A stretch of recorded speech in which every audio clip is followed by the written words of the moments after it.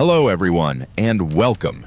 Tonight's story is one that has haunted Cleveland, Ohio for more than a decade. It is the story of a nurse, a mother, and a trusted professional. A woman who walked into downtown Cleveland one spring afternoon in 2013 and never returned home alive. This is the case of Aliza Sherman, stabbed more than 10 times in broad daylight outside the office of her divorce attorney. For years, there were no answers, no arrests, and no accountability. The investigation grew cold, the family lived in grief, and the city moved forward. But the truth lingered in silence. Until finally, in 2025, authorities announced an arrest. Before we go deeper into this case, let me ask you something. Where are you watching this video from, and what time is it for you right now? Is it morning, with the sun just rising? Is it late at night, maybe after a long day, when you're looking for answers in stories like these? If you feel comfortable, drop it in the comments. And if you believe stories like this deserve to be told, if you believe that even cold cases should not be forgotten, please give this video a like and subscribe to the channel. It gives us the motivation to keep uncovering the truth, case by case, no matter how long it takes. Now, let's step back in time. Let's meet the woman at the heart of this story and understand who she was before that tragic March afternoon. The victim. Who was Aliza Sherman? Before we talk about crime scenes, indictments, and arrests, we need to pause. We need to talk about Aliza Sherman, the person, because before she became a headline, before she became the subject of a cold case file, she was a woman who lived, who laughed, who worked hard, and who loved deeply. Aliza was 53 years old in 2013. To the world outside, she was a nurse at the Cleveland Clinic, one of the most respected hospitals in the country. But to those who knew her, she was much more than her job title. At the hospital, patients remembered her not for the medications she handed out, but for the way she looked them in the eye and said, "You're going to be okay. We're going to get through this together." Her colleagues said she had a gift, the ability to bring calm into a room full of fear. It wasn't just a career, it was a calling. And then there was the other side of her life, the part that mattered even more. Aliza was a mother.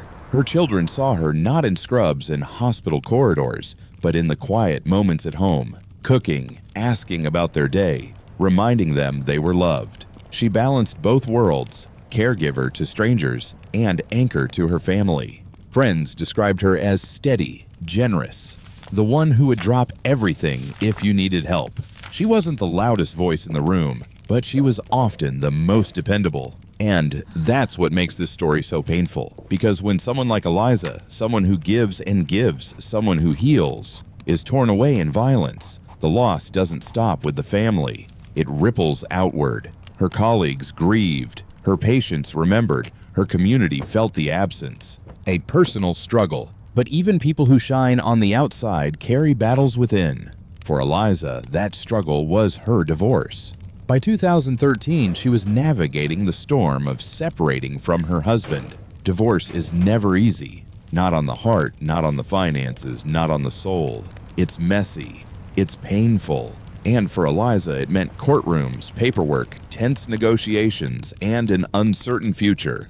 To face that storm, she did what many people do. She hired a lawyer. His name was Gregory Moore. On paper, he was her advocate, the man sworn to defend her interests, to guide her through the maze of the legal system. But fate would twist this relationship into something darker than anyone could imagine. Why her story matters. When we tell the story of Aliza Sherman, we are not just reciting a case file. We are remembering a woman whose life mattered. She wasn't just a victim. She was a nurse who comforted the sick. She was a mother who held her children close. She was a friend who showed up when people needed her most. And yet, despite all the good she poured into the world, she was met with betrayal in the cruelest form. Betrayal of trust. Betrayal of safety. Betrayal of life itself. That betrayal is why this case has haunted Cleveland for so long. Foreshadow of a tragedy. When Aliza walked into downtown Cleveland that Sunday in March, she thought she was going to a legal meeting. She thought she was taking another step in her divorce case. She thought she was walking toward resolution. She had no way of knowing she was walking straight into a trap. And so, with the image of Aliza in mind, the nurse, the mother, the woman of kindness and strength. We move to that day, March 24th, 2013, the day when an ordinary appointment turned into an ambush. March 24th, 2013, the day of the murder. It was Sunday, March 24th, 2013. Spring was just beginning in Cleveland, the kind of day when the air still carried a chill, but the sun hinted at warmth to come. Families were out enjoying the weekend. Cars rolled along city streets. Downtown moved at its own quiet pace. For Aliza Sherman, it should have been just another day. A meeting with her lawyer, a routine step in her divorce case. Nothing unusual, nothing threatening. At least that's what she thought.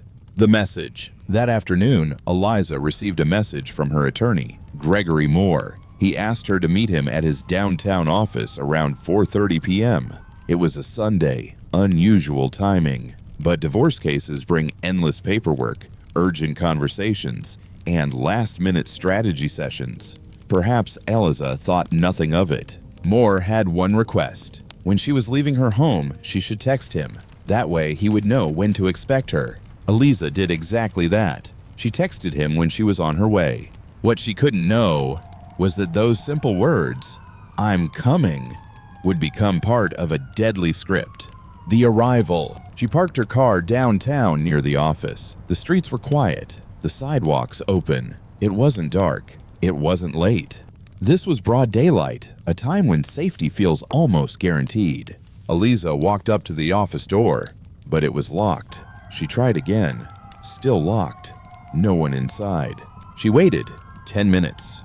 20 minutes. An entire hour passed.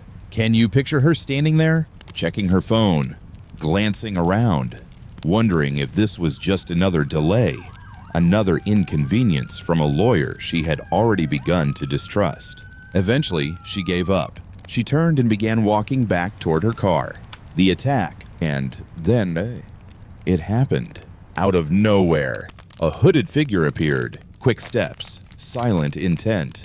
Before Aliza could scream, before she could run, the knife came down. Once, twice, again and again. More than 10 stab wounds tore into her neck and back. In the middle of a Cleveland sidewalk, in the light of day, a woman who had spent her life healing others was left bleeding, gasping, collapsing onto the cold concrete. The attacker didn't linger. The hood concealed the face. In seconds, the figure disappeared, swallowed by the city streets. The struggle for life. Aliza lay there, her life spilling out in red across the pavement. And then, a chance of mercy. A passerby saw her, rushed to her side, called 911. Paramedics arrived quickly. They lifted her, carried her into the ambulance, rushed her to the hospital. The irony was cruel. The same kind of place where she had comforted so many patients, now fighting to save her. But the wounds were too deep, the damage too severe. Despite every effort, Aliza Sherman was pronounced dead. The scene left behind. What was left on that sidewalk was more than blood. It was confusion. It was fear. It was a mystery that would torment investigators for years. There was no gun, no loud shot to draw attention, only a knife, a weapon intimate and silent, a hood that erased identity, and a victim who had been exactly where her lawyer told her to be. Coincidence or trap?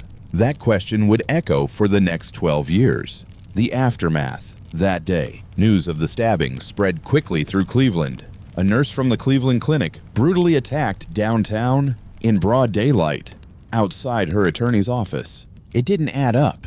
It felt surreal. People asked, was it random street violence? A mugging gone wrong?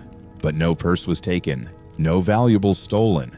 This wasn't a robbery. This wasn't random. This was something darker. And while Aliza's family grieved, detectives began piecing together the fragments. The messages from Moore, the locked office, the hooded figure, the timing. From the very beginning, the pieces didn't fit into coincidence. They fit into design. Foreshadow of the investigation. That Sunday afternoon should have ended with Aliza driving home. Instead, it ended with her family receiving the call no one ever wants to get.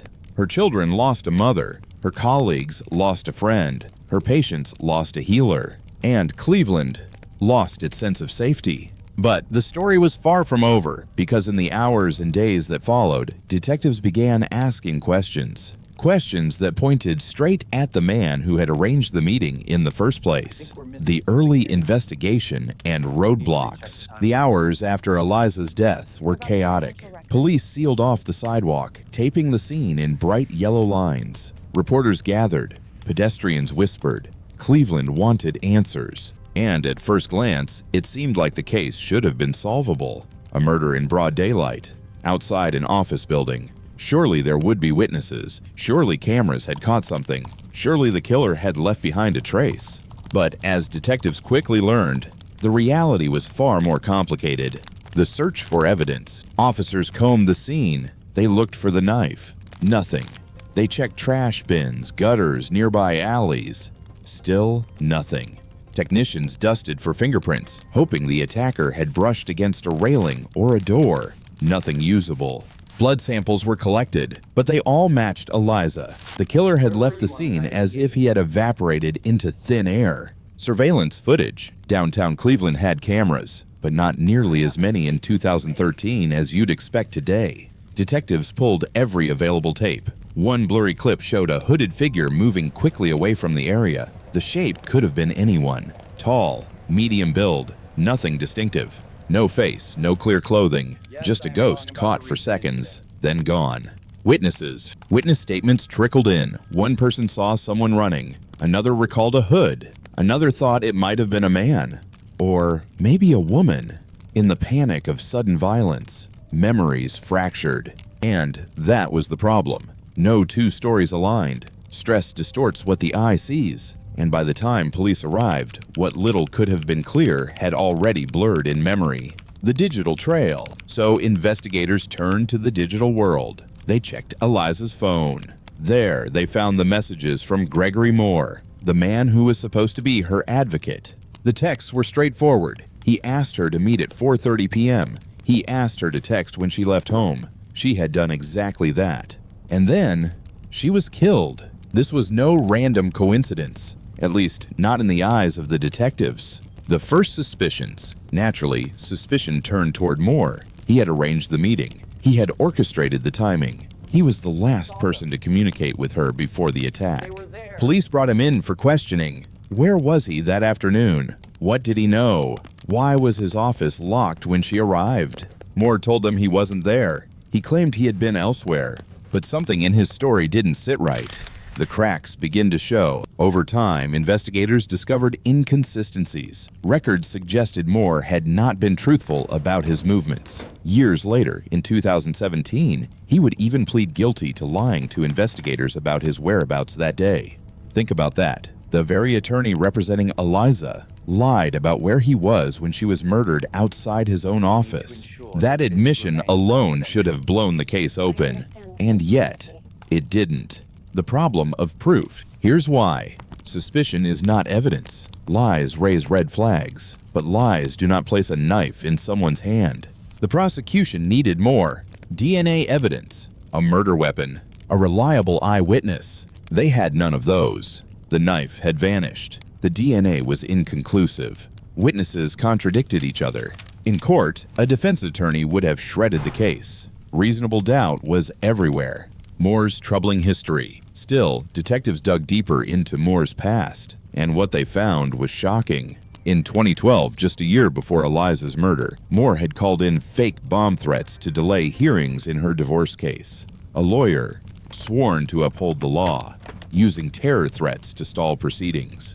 This was not just unethical, it was criminal. It revealed a man who would go to extraordinary lengths to buy time, to control outcomes. And now, in 2013, his client was dead. Why the case stalled? Despite everything pointing toward Moore, the case stalled. Why? Because cases are not solved by suspicion. They are solved by evidence. And in 2013, evidence was missing. Without the weapon, without DNA, without a clear eyewitness, the prosecution could not risk taking the case to trial.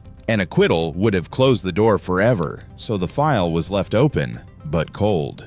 The silence. For Aliza's family, the silence was unbearable. They knew the truth. They knew she had been lured there. They knew Moore's story was full of holes. But knowing and proving are two different things. Days turned into weeks. Weeks turned into months. And soon, the one thing worse than grief settled in: waiting. And so, Cleveland was left with a haunting question. How could a woman be murdered in broad daylight, outside her attorney's office, and no one be held accountable? That question would echo for years, through birthdays missed, through anniversaries remembered in pain, through a decade of silence. But the silence would not last forever. When the sirens faded, when the police packed up their gear, when the reporters left the sidewalk where Aliza had fallen, there was only silence. The file remained open, but without progress, without leads, without fresh evidence. It became what investigators dread most: a cold case. The weight on the family. For the Sherman family, each passing day felt heavier than the last. Aliza's children had lost more than a mother. They had lost the one person who had anchored their lives. Every birthday, every holiday, every ordinary dinner was marked by her absence. Her chair was empty. Her voice was missing. At first, the grief was raw: tears, anger, disbelief. But as months turned into years, the pain didn't vanish. It hardened. It became a constant, an ache that refused to leave. Her daughter Jennifer often spoke of her mother with love, but also with frustration. Frustration at the lack of answers. Frustration at the silence from investigators. Frustration at a system that seemed to have forgotten. For the Sherman family, the wound never healed. It only deepened. The community response. Cleveland is a city that has seen its share of hardship, but Aliza's murder struck a nerve. A nurse, a caregiver, killed outside her lawyer's office in the middle of the day? It sounded like something out of a crime drama, not real life. At first, the community was shocked, but as time passed and no arrests came, the shock turned to suspicion.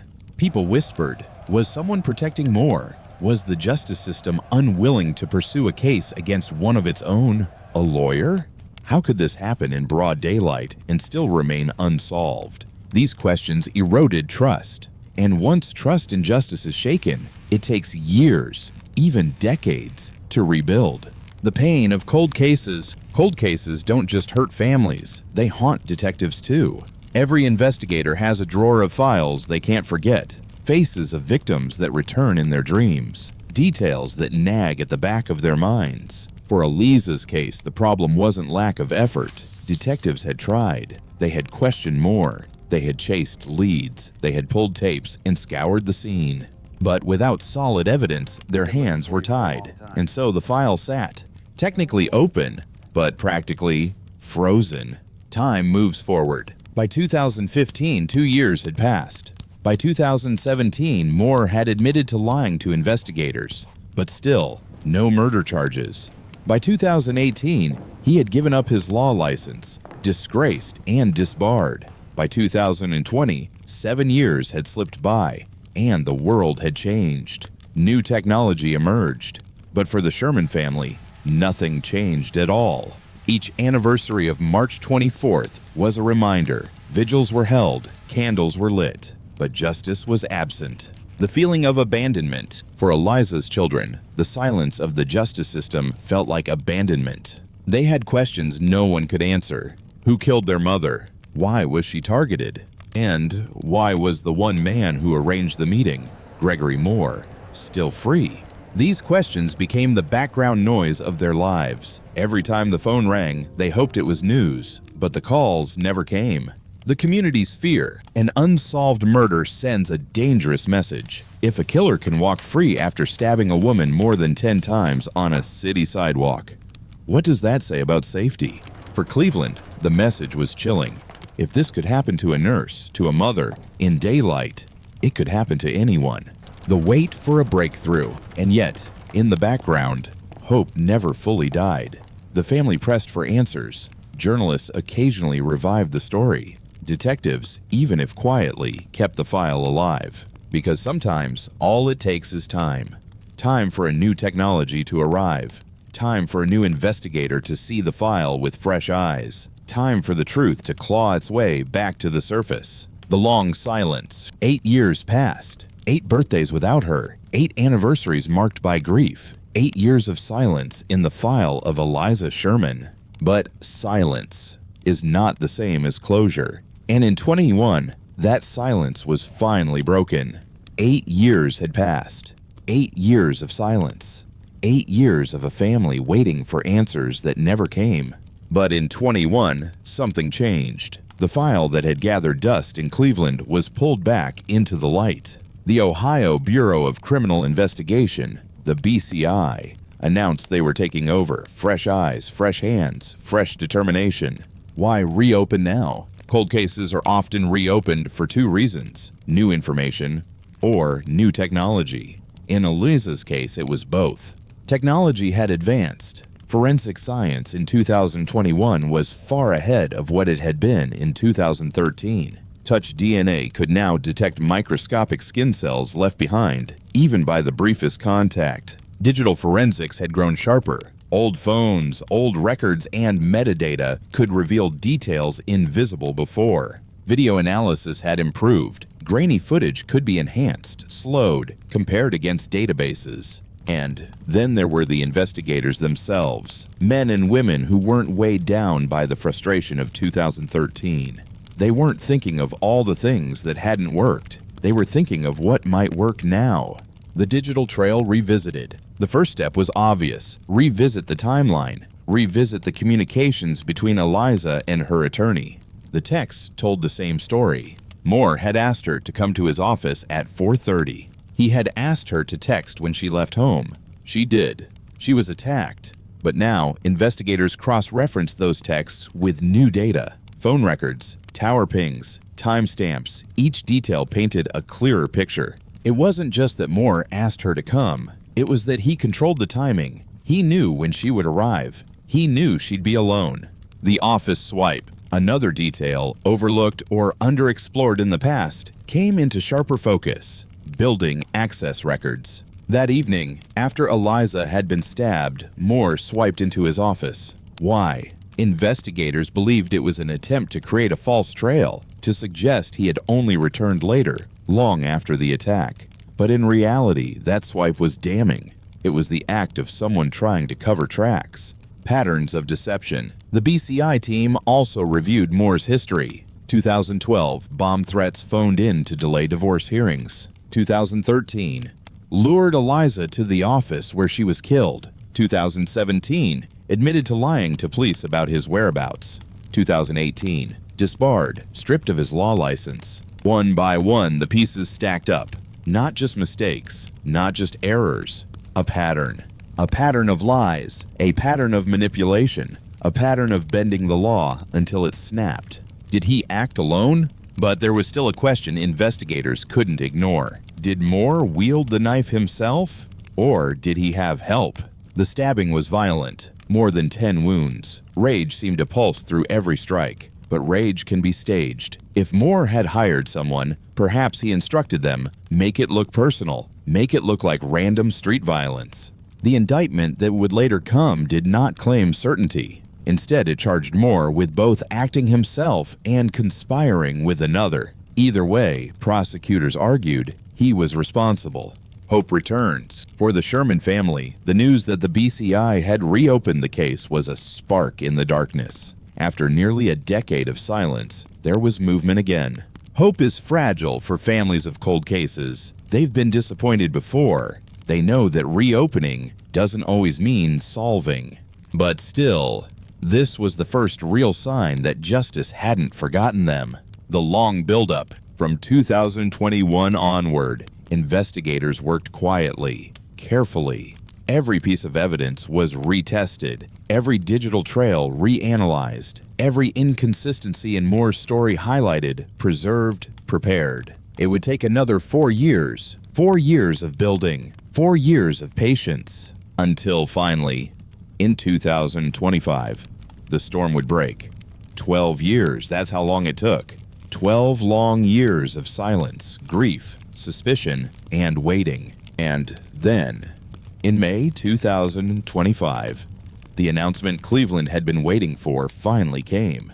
The indictment. A Cuyahoga County grand jury had returned an indictment against Gregory J. Moore. The charges were sweeping: murder, aggravated murder, kidnapping, conspiracy. The indictment told a chilling story that Moore had either carried out the stabbing himself or had conspired with another to make it happen, that he had lured Aliza to his office on March 24, 2013, knowing she would be vulnerable, that the locked door, the waiting, the timing were not coincidences. They were part of a trap. The arrest in Texas. By 2025, Moore was no longer in Cleveland. He had left Ohio behind, living quietly in Williamson County, Texas. But he couldn't outrun the past. U.S. Marshals tracked him down. On May 2, 2025, they closed in. The arrest was swift. The once proud attorney, who had walked the halls of Cleveland courthouses, was now in handcuffs, not as a lawyer, not as an advocate, but as an accused killer.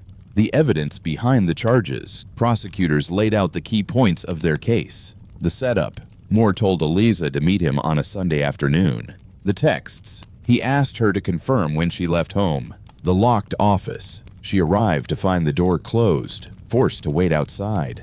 The attack, as she left, she was ambushed and stabbed more than 10 times. The cover-up, later that evening, Moore swiped into his office building, an act prosecutors believed was meant to create a false trail. And then there was his history. Bomb threats in 2012, lies to police in 2013, a guilty plea for falsification in 2017, resignation of his law license in 2018. This wasn't just a string of bad choices, it was a pattern, one that prosecutors argued revealed a man willing to bend, break, and shatter the law to serve himself. The family's reaction. For the Sherman family, the indictment was a moment of both relief and heartbreak. Relief, because after 12 years, someone was finally being held accountable. Heartbreak, because no arrest could bring their mother back.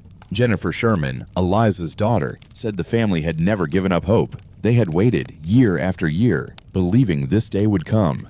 And now, at last, it had. The community's response. Cleveland's reaction was electric. Headlines blared. Attorney indicted in 2013, murder of his client. For many, it validated what they had long suspected, that Aliza's death wasn't random, that it wasn't street violence, that it was betrayal. Betrayal by the very man she had trusted to defend her. Awaiting trial. As Moore sat in custody, the next chapter loomed. Trial. Would the jury believe prosecutors' theory? Would they see Moore as the man behind the hood? Or would they wonder if someone else had swung the knife while Moore orchestrated from the shadows? Those questions were for the courtroom, but for now, the Sherman family finally had something they had waited over a decade to hear. There has been an arrest. A turning point. The arrest of Gregory Moore marked more than just progress in one case. It was a reminder that cold cases are not dead cases, that silence can break, that lies can unravel. For 12 years, the truth had lingered in the shadows, and now, finally, it was stepping into the light. The indictment and arrest of Gregory Moore in 2025 didn't just close a chapter. It opened a conversation about justice, about betrayal, about how cases like this can shape a community's faith in the system meant to protect them. Why a knife? One of the most haunting details of this case is the weapon. Why a knife and not a gun? A knife is silent, no gunshots to echo down the street, no shell casings to leave behind. And knives. Knives require closeness. They require the killer to stand face to face with the victim, to feel the resistance, to see the suffering. Aliza was stabbed more than 10 times. That isn't efficiency. That isn't a single calculated blow. That is rage. Or at least that's how it looks. But was it real rage? Or was it staged to look like rage, to make the attack appear random, like a mugging gone wrong? That is the question. And even in 2025, it remains one of the mysteries. Why downtown in public? Another puzzle. Why kill her in broad daylight? Downtown, on a Sunday afternoon. It seems reckless, dangerous, risky. But perhaps that was the point. A public attack creates confusion. Witnesses see fragments. Cameras catch blurs. In chaos, it's easier to disguise a targeted killing as random violence. And yet, when you step back, when you connect the dots, the texts, The meeting, the locked office, the illusion of randomness collapses. This wasn't chance, this was design. Did he act alone? The indictment left room for two possibilities: that Moore wielded the knife himself, or that he conspired with someone else. If he hired a killer, the brutality may have been staged. Instructions given: make it look wild, make it look desperate, make it look random. If he did it himself, the overkill may have been personal, rage boiling over from years of legal battles, pressure, and desperation. The truth of that question may never be known outside the courtroom, but either way, prosecutors argued Moore's hand was on the crime, whether through his own grip on the knife or through the strings he pulled in the shadows. The pattern that spoke louder than proof. When juries hear cases like this, they don't just hear facts, they hear patterns. Moore's pattern was undeniable. 2012, bomb threats to stall Aliza's divorce hearings. 2013, lies to police about his whereabouts. 2017, a guilty plea for falsification. 2018, the end of his career as a lawyer, disgraced and disbarred. Each act was a stepping stone. Each lie, each crime, each manipulation built the picture of a man willing to bend reality to his will. The murder of Aliza Sherman, prosecutors argued, was not an isolated act. It was the darkest peak of a mountain, built from years of deceit. Lessons of the case. This case leaves us with lessons that go beyond Cleveland. Justice takes time, sometimes too much time. 12 years is too long for a family to wait, but it shows that even when time stretches, the truth can still surface. Technology can revive silence. What was impossible in 2013 became possible in 2021. Cold cases live again when science catches up. Patterns matter. A single lie can be explained away. But lie after lie, crime after crime, they build a picture no one can ignore. Victims deserve memory. Aliza was more than a case number. She was a mother, a nurse, a friend. To tell her story is to keep her alive in memory. The human cost. At the heart of it all is the family. Jennifer Sherman and her siblings lived 12 years in the shadow of an unanswered question. They lit candles at vigils. They prayed. They begged for updates. And finally, they heard the words they had waited so long to hear. There has been an arrest. But arrests don't erase grief. Indictments don't replace hugs. And trials don't bring back a mother. For the family, justice is not triumph. It is relief. Relief that the truth is no longer buried in silence. Closing words. The story of Aliza Sherman is the story of betrayal. She trusted an attorney to guide her through one of the hardest times of her life. Instead, she walked into a trap that ended her life. It is the story of silence. For years, her case sat unsolved, her family left to wonder if anyone cared. It is the story of persistence, because in 2021, investigators tried again. And in 2025, they broke the silence. Above all, it is the story of a woman who should be remembered not for the way she died, but for the way she lived, with compassion, with strength, with love. So, if you believe her story deserves to be heard, please like this video, share it, subscribe to this channel. Every time you do, you help us tell stories that matter, stories where justice may be delayed, but it is never denied. And before you go, I'll ask again, where are you watching from? And what time is it for you right now? Morning coffee? Late at night? Somewhere in between? Wherever you are, remember this. Justice has no clock. Truth has no expiration date. And the story of Aliza Sherman proves it.